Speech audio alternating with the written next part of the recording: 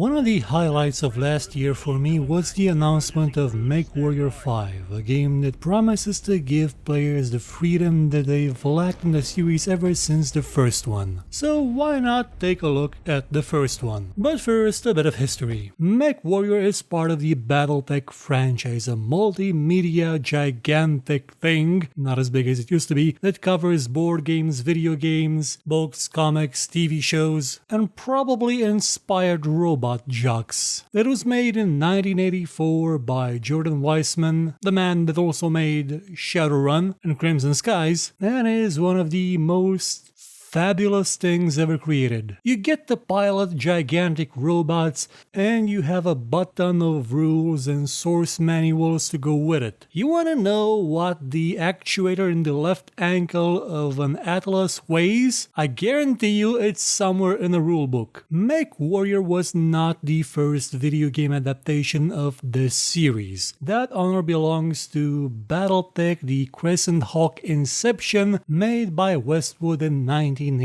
Yes, the same Westwood that would later bring us Eye of the Beholder, Dune 2, Command & Conquer, and sadness at the hearing that the studio is no more. But that was a very different game compared to MechWarrior. It was an RPG at its core, meaning that although there was mech combat in it, it wasn't exactly what we expect of it today. It was more in line with the source, with the pen and paper war game. You didn't necessarily aim your weapons in the sense that your individual skill as a player was not important. What mattered was the skill of your character to actually shoot where you told them to aim. But MechWarrior changed that. Here, you were in the driver's seat. You were in a mech cockpit and you would decide what to hit, when to hit, how to hit it, and probably how to dodge enemy rockets coming at you. Oh my god, I'm gonna die. And you probably did. MechWarrior was released in the year 1989. It was made by Dynamics, a fantastic studio that you may probably know better as the creators of Tribes, which started out as Star Siege Tribes, and before there was a Earth Siege game that was about mechs, and they also made a bunch of flight games, space games, all of them mostly being about you being in the cockpit of a ship, a plane, a something, going about and blowing up stuff. They also made Betrayal at Krondor and The Incredible Machine. But one of their earlier games was indeed the first MechWarrior, a game that truly offered you a degree of freedom that you never have seen before in a MechWarrior game. Now what exactly does that imply? Well, imagine Elite, or Elite Dangerous, or if you're really into that joke, Euro Truck Simulator, but where the entire economy is based on warfare. There is no trading. Well, you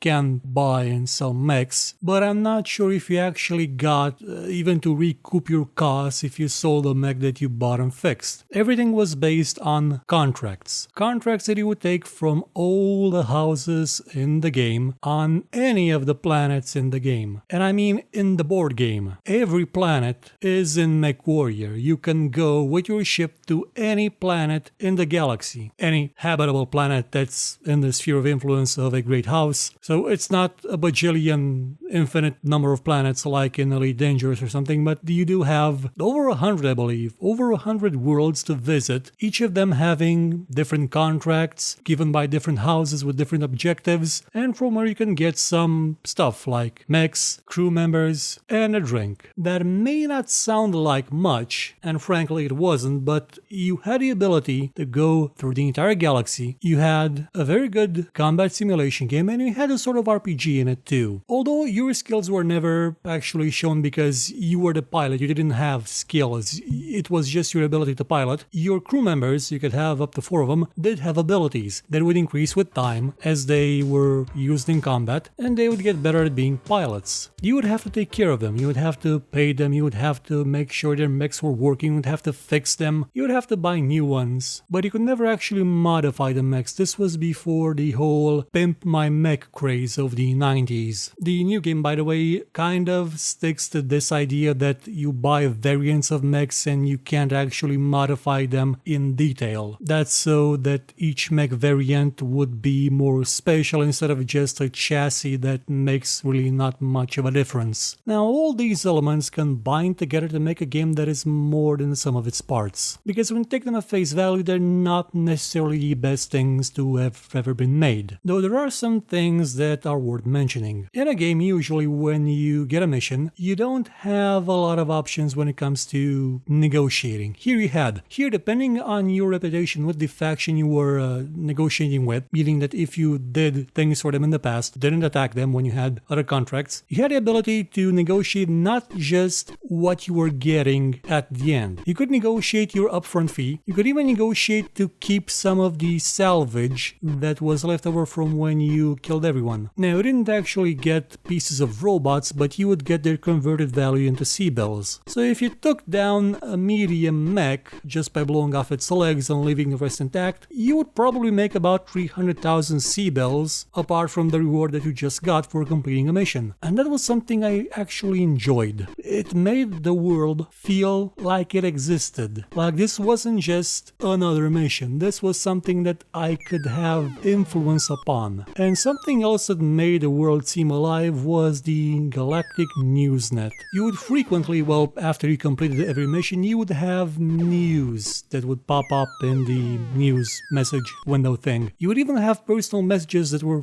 just for you. And you also had a story, one that puts you in the shoes of G. Braver, or Gideon Braver Vandenberg, exiled from his homeworld and with his family murdered by an enigmatic mercenary pirate organization that you only know to have a skull with fangs and wings as their emblem. Your mission is to find them within 5 years or something, and you would have to go through the entire galaxy to find them. You would have to talk to everybody at the bar, you would have to get missions, you would have to do anything it would take to build up your mercenary company to take them down. Also, if you went back to the planet you were exiled from, you would be immediately arrested, put in jail, and killed in your sleep. It's important to note which planet is your home planet, because if you don't know and go there before you saved, it's game over and you'll have to restart, like I did. You're probably noticing that I'm sort of not talking about the actual combat, which is kind of strange for a MechWarrior game, something that's supposed to be about direct combat. Well, this was a game made in 1989, so the actual combat wasn't the best thing ever. There were some issues, especially when it came to controlling your AI companions. Namely, you had to do it in real time, and at least in the DOSBox version, things move fast-ish, so by the time you're through giving them orders, you may find yourself up a certain creek without a paddle. What I do appreciate about the combat mode is that you could individually target components. You could aim for a mech's arm and hope to blow off its cannons. You could aim for its legs. You actually just, for the most part, just should aim for one leg. Because in this game, mechs would not be able to walk with just one leg. They would fall over. Not two of them like in MechWarrior Online. Also, if you jumped, if you used your jump jets, you would fall down. Your mech would just be on its backside and you had to press the U button to get back up. But being that it's a game made in 1989 and it has 3D representation for the terrain, some of it at least, and for the mechs, it was a bit clunky. Quite clunky, awkward, though not awkward enough for a certain tactic to not become obvious quite quickly. You see, unless you're fighting multiple mechs, you could take your gunner, the mech you start with, and run around behind them and just shoot off one of their legs. You could probably do it before they stopped and reacted to you. Often they wouldn't react to you at all. The only danger would have been if there was someone else behind them and that person was shooting at you. In that case, yeah, you're basically dead. But you could just backstab them constantly, and I would call this a flaw in the AI, but not really. I've played enough MechWarrior Online to understand that some players, some pilots, aren't really paying attention to what's going on behind them. I've murdered Timberwolves with spiders just by going behind them, shooting them, and relying on their ignorance. It wasn't even a case of, whoa, I was too fast, I was moving circles around them.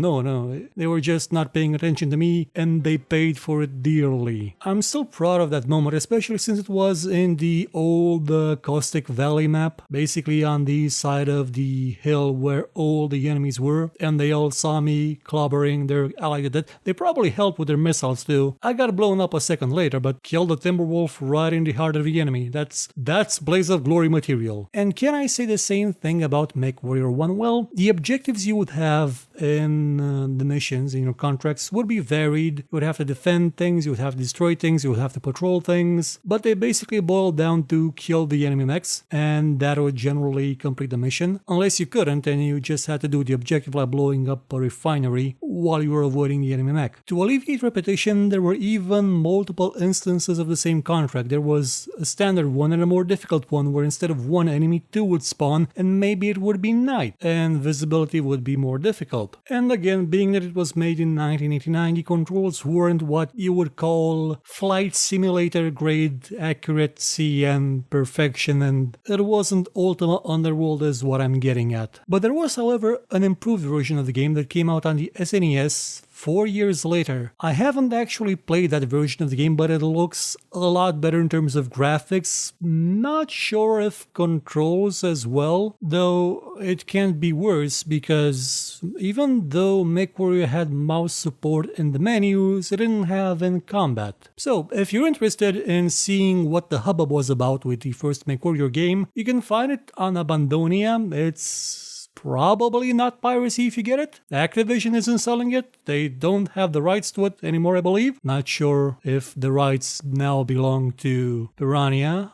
or to Microsoft or to Harebrained, so you can basically get it or just wait one more year until MechWarrior 5 comes along and just gives you the ability to go anywhere in the inner sphere and blow some stuff up. Not clans. This game, by the way, didn't feature the clans either. It was just the houses fighting among themselves. It was simplistic, rudimentary actually, rather than simplistic, but it was kinda nice in a clunky, awkward way. And you know what else was kinda nice in a less awkward, less clunky way, and also featured giant robots? Well, you're gonna see next week.